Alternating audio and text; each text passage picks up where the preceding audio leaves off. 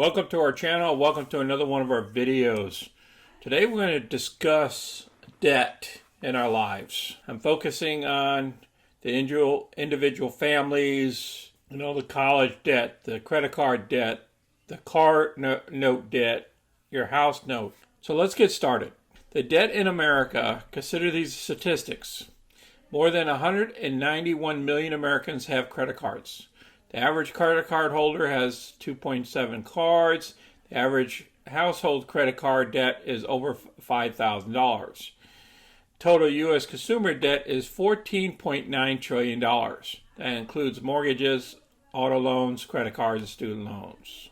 This is what the Bible says about debt. The rich rules over the poor, and the borrower is the slave of the lender.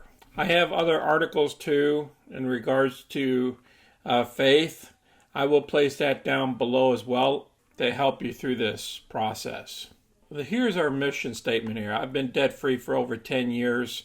You can read the rest of this here, but the bottom line is I built this channel to help you all become debt-free as much as possible and accumulate wealth. The key of success to eliminate debt is going to be living below your means. You have to think of money differently. It's not about spending the money. It's about managing the money as a tool to meet all your objectives. In other words, you have money left over at the end of each month. You're not living paycheck to paycheck. You're not having to go through more debt to pay for your living expenses. The money that is kept can't go towards building your net worth once it's out the door. So these are some critical points here. One client said it perfectly. Spending money is like transferring your wealth to someone else. That's exactly right. You have to ask yourself, is spending this money more important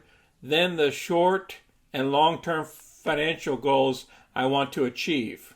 Because living below your means is saying yes to having more money in your pockets and money in your future. See, when those dollars go out the door, they don't come back unless you put it in a financial tool for it to grow. So you have to think differently about money. The benefits of living below your means. Stronger relationships. You're not going to be arguing. Husband and wives are not going to be arguing. Majority of the time, 80% to 85% of the time, families are in arguments and stuff is all over money. You'll have less stress. You're not having heart attacks because you can't pay your bills and you're deeply in debt. You're waiting to buy things because you're planning ahead to pay cash for a new car. If you need another used car, you're paying cash for it. Remember, we're going to pay cash for our vehicles. Otherwise, we're not getting it. We're going to keep that old vehicle until the wheels fall off. Whatever we need to do. But we got to stop. Keep getting into this debt. We got to be able to save more so we can reach your financial goals. And then you'll have peace of mind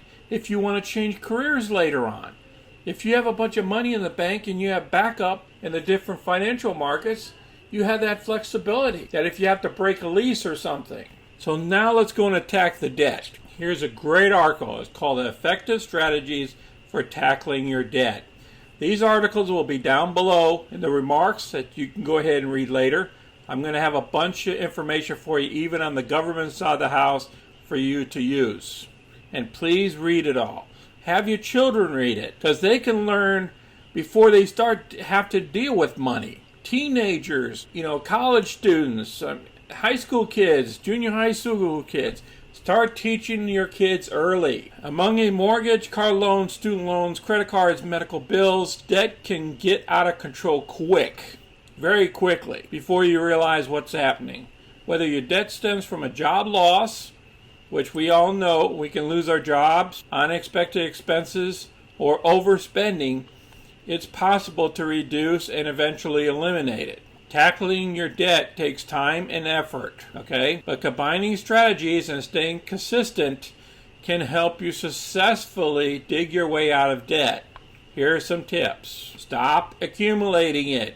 Remember what we're going to do is we're going to live below our means, not at our means, but below our means so we can stop accumulating this debt, because we need to have cash to pay down our debt. This strategy alone won't get you out of debt, but it'll keep you from making it harder to pay off. Reduce your temptations to create more debt by taking a break from your credit cards or even freezing your credit. If you don't have a budget, now's the time to create one.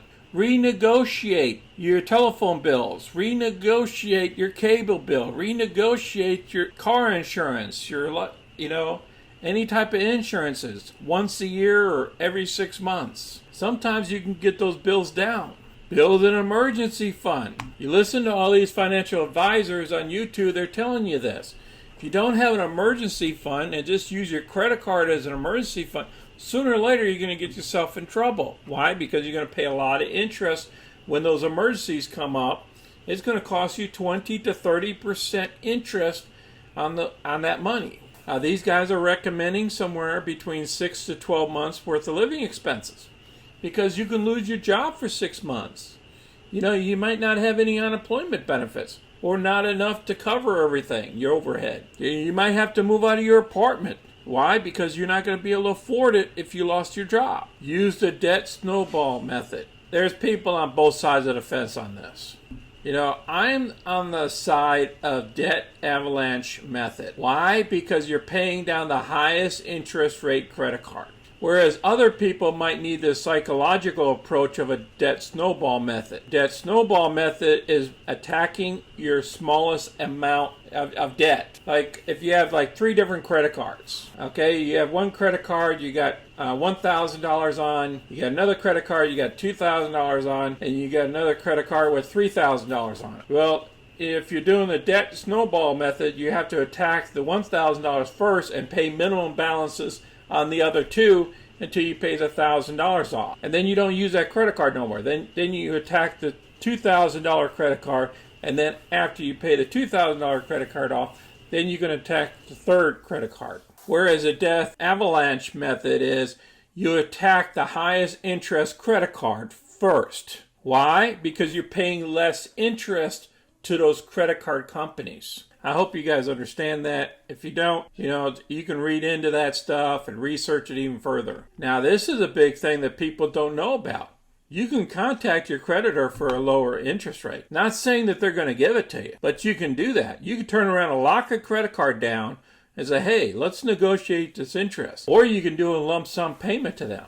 Sometimes they'll make a deal with you. You just don't never use their credit cards anymore after that. You just use your other company credit cards. But remember, it's at their discretion. The other thing, too, here, sometimes they send out these lower interest rates by seeking out promotions. They have these promotions that come to my house all the time. That you pay 3% for the next 18 months. You should pay that off by the 18-month period. You make your regular payments each month, but you want to pay it off at the end of that time period. Otherwise, your other interest rate of 20% or 30% will start kicking in. The secret to that is do not charge anything on that credit card. I don't care if it's an auto pay or anything.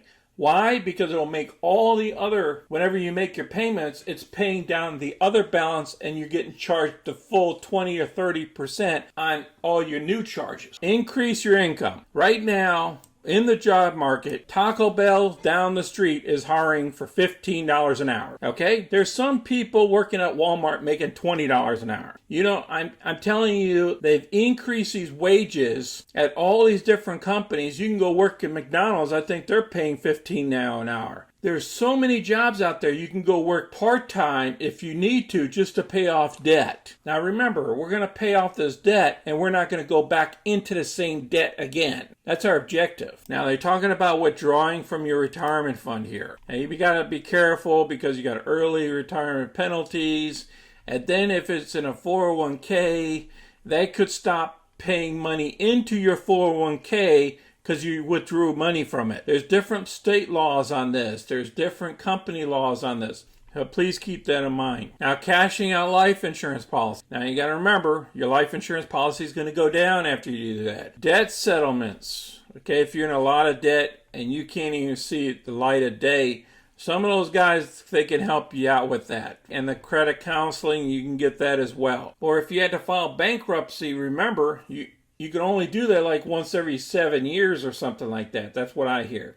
That's what Donald Trump did. Like every 5 or 7 years he filed bankruptcy. And he did that like 5 times. The bottom line, while some of these steps may seem small, like avoiding new debt and building an emergency fund, they're important for building a solid financial foundation. Allows you to successfully pay off your debt. And then they have the frequently asked questions center here. Best way to reduce debt while maintaining cash reserves. And then I put the site here. Actually, it'll be down below in the comments section. You'll have this. I appreciate everybody watching our video today. If you have any questions or comments, please place them down below. If you want to add something to the subject, like if you know good counselors or something like that, and you want to recommend them for people down below. Okay, this video is going to be a long-term video. It'll stay out there. If you have any other video ideas or subjects that we can help other folks with on our channel, go ahead and place them down below. Remember, folks, I do this for you. This is all about you and your families. We have to manage this debt properly. You know, having a mortgage payment, that's okay. There's nothing wrong with that. But please have a reasonable mortgage payment that you're going to be able to pay for in the future. So please share our videos with others that might be having problems. And please smash the like button and subscribe so you can get our future content. So you guys all enjoy your weekend. Be safe out there and take care of one another. Until next time, this is Sonny. I'm out.